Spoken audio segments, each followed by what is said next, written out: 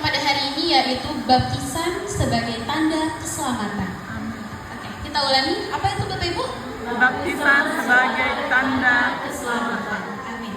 Mari kita baca di Matius 28 ayat 19 sampai 20. Boleh dibuka Alkitabnya juga, boleh lihat slide yang ada di depan. Ya, Matius 28 ayat 19 sampai 20. Mari kita baca bersama-sama ya Bapak Ibu. 1, 2, 3. Karena itu pergilah, jadikanlah semua bangsa muridku, dan baptislah mereka dalam nama Bapa dan Anak dan Roh Kudus, dan ajarlah mereka melakukan segala sesuatu yang telah kuperintahkan kepadamu, dan ketahuilah aku menyertai kamu senantiasa sampai kepada akhir zaman. Nah, di ayat ini Bapak Ibu, Tuhan Yesus memerintahkan agar para muridnya pergi untuk menjadikan semua bangsa menjadi muridnya Bapak Ibu, dan untuk membaptisnya dalam nama Bapa, Anak dan Roh Kudus. Lalu selanjutnya perintah ini juga disebut sebagai amanat agung Tuhan Yesus sebelum dia diangkat ke surga. Nah Bapak Ibu, di sini Bapak Ibu pasti sudah pada tahu kan baptisan itu apa? Tapi Bapak Ibu kita mau belajar lagi apa itu arti baptisan dan asalnya itu dari mana sih? Oke, kita mau tahu. Slide berikutnya. Kata baptisan. Kata baptisan berasal dari bahasa Yunani Bapak Ibu ternyata, yaitu baptis atau bapto, yang berarti meliputi seluruhnya dengan cairan, lalu mencelupkan sesuatu ke dalam cairan, kemudian mengeluarkannya kembali. Meliputi itu artinya kan menyelimuti pada bagian tertentu, seperti tubuh kita yang dibaptis terlebih dahulu gitu. Kita itu dimasukkan ke dalam air lalu diangkat kembali ya Bapak Ibu ya. Lalu setelah diangkat kita bukan menjadi manusia yang lama tetapi menjadi manusia yang baru. Lalu yang ketiga ada membanjiri, mencelupkan, membenamkan. Nah inilah arti baptisan Bapak Ibu, yaitu dari bahasa Yunani loh. Ternyata kita baru tahu ya, atau ada yang sudah tahu. Lalu ada tiga, yaitu meliputi seluruhnya dengan cairan, mencelupkan sesuatu ke dalam cairan kemudian mengeluarkannya kembali. Lalu yang ketiga membanjiri, mencelupkan dan membenamkan. Oke, selanjutnya kita mau tahu juga apa itu beberapa dan apa saja jenis baptisan. Yang pertama yaitu baptisan Yohanes. Baptisan Yohanes adalah baptisan pertobatan yang mempersiapkan jalan bagi kedatangan Kristus yang pertama kali. Nah, jadi Bapak Ibu, baptisan Yohanes ini adalah baptisan pertobatan atau pengakuan dosa. Sebelum kita dibaptis itu Bapak Ibu, kita harus melakukan pengakuan dosa terlebih dahulu. Dan sebelum dibaptis, kita harus membersihkan diri kita terlebih dahulu sebelum kita mau ketemu Tuhan dan mati bersama Tuhan ke dalam air dan bangkit bersama Tuhan untuk menjadi manusia baru yang suci seperti bayi yang baru lahir Bapak Ibu. Selanjutnya yang kedua yaitu baptisan ke dalam tubuh Kristus. Saat kita bertobat dan lahir baru, Yesus masuk ke dalam hati kita dan kita dimasukkan ke dalam tubuhnya. Nah, itu sebabnya kita harus menjadi bagian dari ekspresi tubuh Kristus Bapak Ibu, yaitu gereja lokal. Seperti kita membangun hubungan intim sama Tuhan. Pasti kita di rumah kita kan kita sering banget tuh ya melakukan hubungan intim dengan Tuhan, kayak berdoa, memuji Tuhan di kamar ataupun bersama keluarga Bapak Ibu. Nah, kita sebelum dibaptis itu kita mau fokuskan diri kita dulu sebelum kita berkomitmen untuk mampu mengikuti Tuhan lebih lagi. Lalu yang kedua yaitu komunitas yang percaya. Nah, saya bertumbuh di dalam komunitas New Life Ministry. Saya bangga sekali Bapak Ibu, karena dulu saya belum tahu apa-apa atau saya belum mengetahui caranya bernyanyi di depan panggung. Saya masih grogi gitu Bapak Ibu. Tapi sekarang saya sudah tahu bahwa kita melayani Tuhan bukan untuk manusia tetapi untuk Tuhan. Dimana kita grogi itu manusiawi Bapak Ibu. Saya juga grogi, tapi saya percaya Bapak Ibu, bisa kita berkomitmen. Disitulah Tuhan akan memberikan kita kekuatan dan kepercayaan untuk memuji dan memuliakan nama Tuhan. Lalu ada pelayanan Bapak Ibu. Di saat kita kita membaptis atau kita mengekspresikan tubuh Kristus, kita bisa melakukan pelayanan seperti membantu membersihkan gereja ataupun menjadi WL, singer atau pengkhotbah dan menerima tamu, kolekte seperti itu Bapak Ibu. Dan pelayanan itu nggak tentu harus menjadi WL dan singer, tetapi pelayanan juga bisa melayani sama jemaat. Mungkin jemaat kita atau teman-teman jemaat kita membutuhkan rangkulan atau dukungan Bapak Ibu.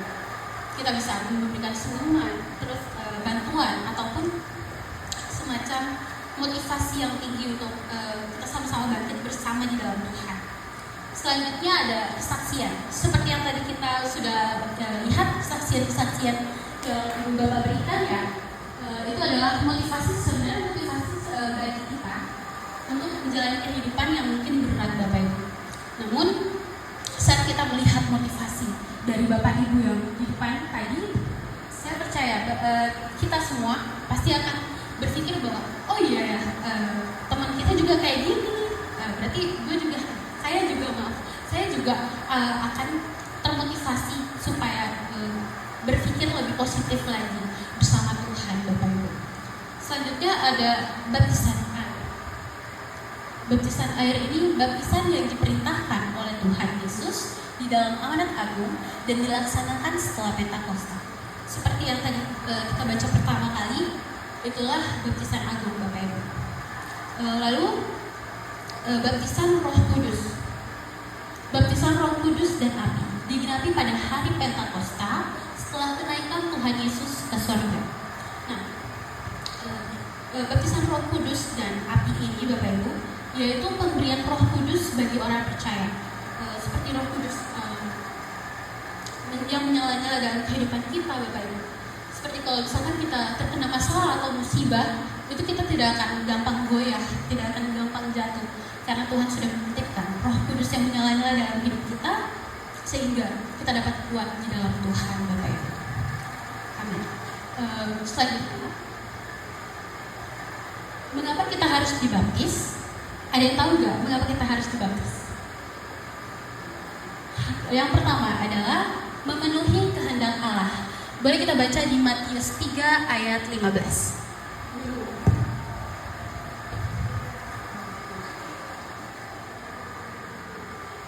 Boleh bacakan satu orang? Matius 3 ayat 15. Matius 3 ayat 15. Lalu Yesus menjawab, katanya kepadanya, biarlah hal itu terjadi karena demikianlah sepatutnya kita menggenapkan seluruh kehendak Allah, dan Yohanes pun menurutinya. Amin. Kasih, itulah kehendak Allah Bapak Ibu.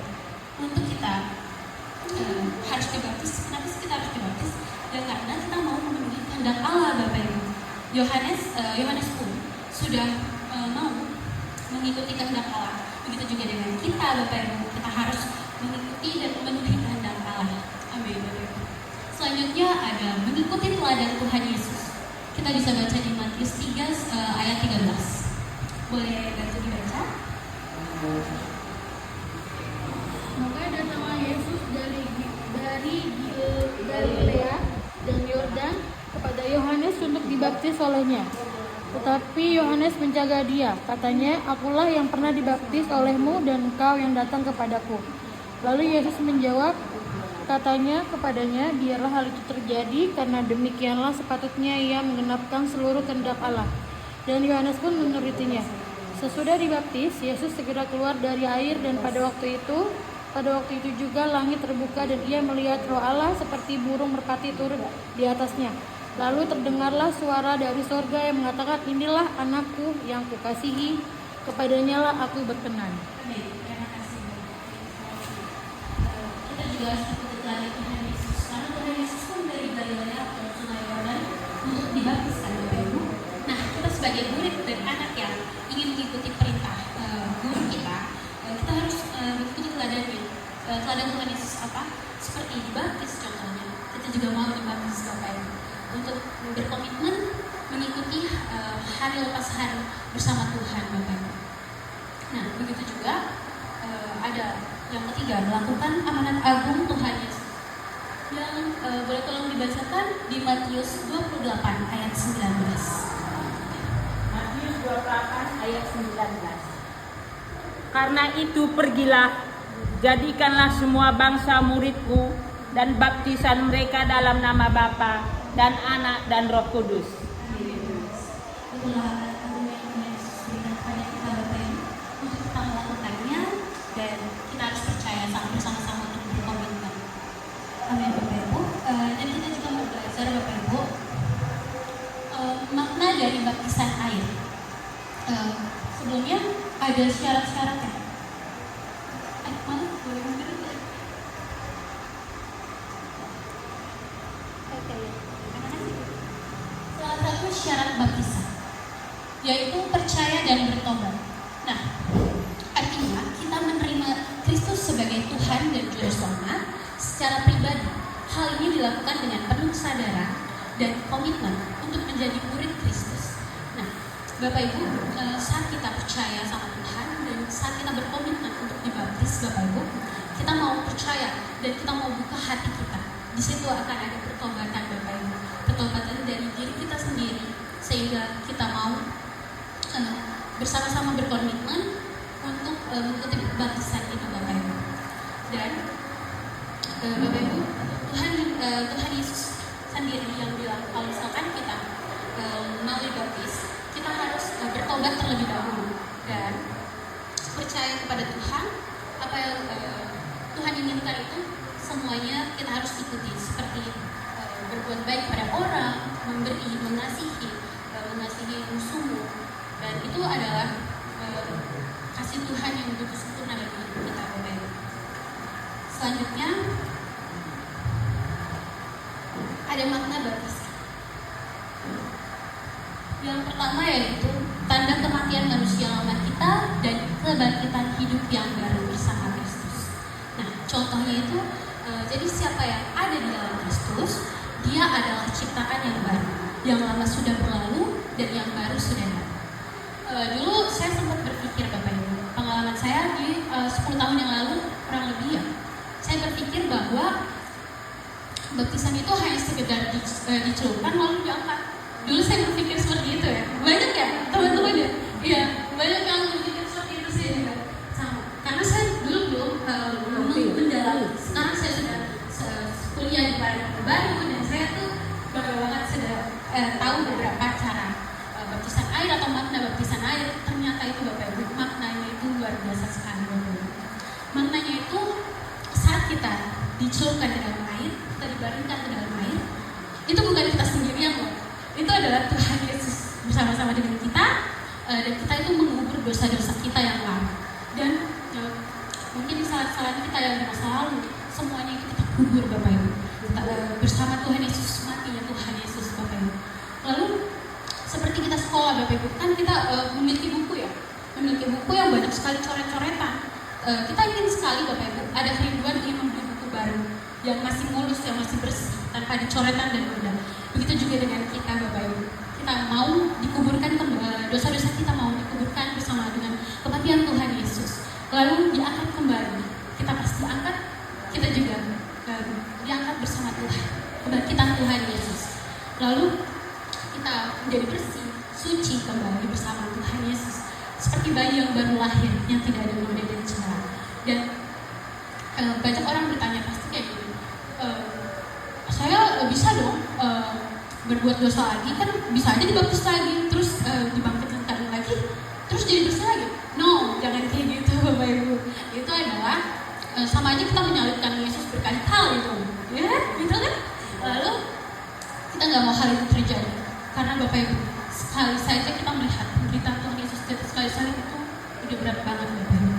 Kita sudah pernah nonton Tuhan Yesus disalibkan, itu rasanya kita nggak bakal bisa jadi Tuhan Yesus di pas pengorbanan itu salib. Itu benar-benar mustahil bagi kita bisa ditempatkan seperti Tuhan Yesus. Tapi kita mau Bapak Ibu, saat kita sudah dibaptis sekali Bapak Ibu, itu kita mau berkomitmen untuk jalan bersama Tuhan. Ada amin Bapak Ibu?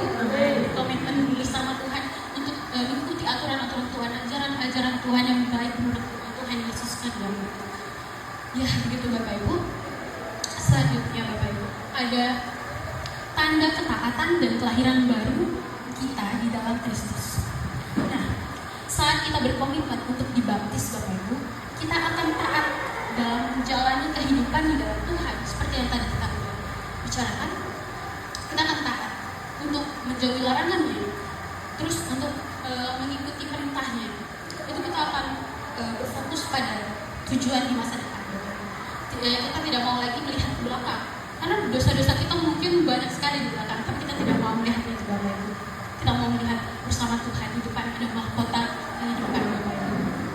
Nah, selanjutnya yang ketiga adalah sarana bagi setiap orang yang percaya untuk menerima karunia-karunia Roh Kudus.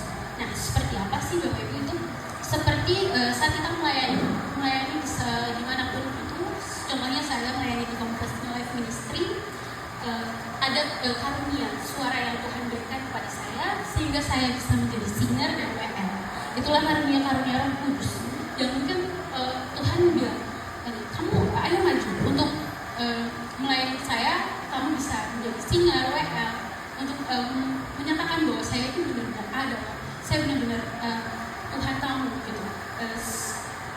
Dan Bapak Ibu juga bisa cari karunia-karunia yang Tuhan berikan di dalam diri Bapak Ibu Saudara, seperti Bu Lisa jadi singer, dan Bapak Hans yang menjadi singer. Itu adalah karunia-karunia Roh Kudus yang Tuhan Yesus berikan Bapak Ibu. Contohnya kita bisa juga melayani di depan pintu, menyambut tamu yang mungkin datang, selamat sore, shalom gitu. Itu adalah pelayanan yang daripada Tuhan juga Bapak Ibu. Nah, selanjutnya ada pernyataan kepada dunia bahwa kita adalah bagian dari tubuh Kristus dan keluarga Allah. Nah, itu juga Bapak Ibu, bagian dari tubuh Kristus dan keluarga Allah itu contohnya di lingkungan kita sendiri dan bersosialisasi dengan baik Bapak Ibu. Saat kita bersosialisasi dengan baik dengan tetangga-tetangga kita, mereka akan melihat bahwa Kristus itu ada di dalam diri kita Bapak Ibu. Kita contohnya kayak Bapak Ibu mampir sini makan bareng, kayak nanti Bapak Ibu bisa nih bersaksi kayak tahu nggak sih Bapak Ibu, saya tadi dapat makanan ini dari mana? Dari ini loh, teman saya bagi. Nah terus saya bagi lagi dari Ibu. Wah itu berkat Tuhan mengalir ya Bapak Ibu. Wah oh iya benar. Nah terima kasih ya, Tuhan Yesus baik banget loh katanya gitu. Oke, itu nanti akan Tuhan Yesus akan ditinggikan, memuliakan di tempat itu. Amin Bapak Ibu. Amin. Gitu Bapak Ibu. Jadi maknanya adalah baptisan adalah ikatan perjanjian antara Allah dengan orang percaya. Allah telah mengorbankan Kristus bagi keselamatan kita, dan bagian kita ialah memuliakan memulai kehidupan baru di dalam Dia. Sekian khotbah yang bisa saya sampaikan. Mohon maaf Bapak Ibu kurang lebihnya. Terima kasih.